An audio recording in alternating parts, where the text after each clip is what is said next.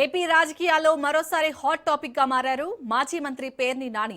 పోలీసుల వ్యవహార శైలిపై ఆయన చేసిన వ్యాఖ్యలు చర్చనీయాంశంగా మారాయి. పోలీసులు ఇష్టారాజ్యంగా వ్యవహరించారని నాని ఆరోపించారు. తాను ఎవరిని పేరు పెట్టి తిట్టలేదన్నారు. పోలీసులు ఏకవచనంతో దూషించలేదా అంటూ ప్రశ్నించారు. తప్పుడు నాయకులు ఉన్నట్టుగానే తప్పుడు అధికారులు కూడా ఉన్నారని కామెంట్ చేశారు.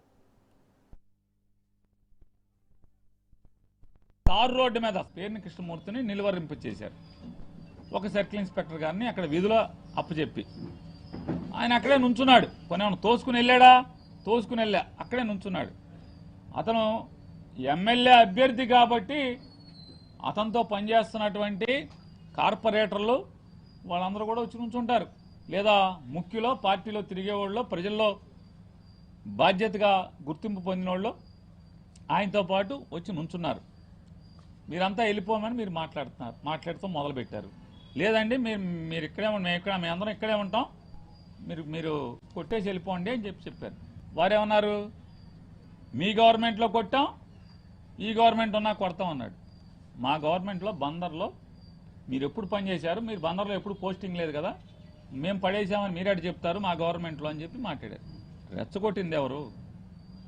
పోలీస్ అధికారిగా మీ గవర్నమెంట్లో కూడా కొట్టారని కొడతామని చెప్పి కొట్టాము. మా గవర్నమెంట్లో ఎప్పుడు కొట్టాము? ఏ ఇల్లు కొట్టారు?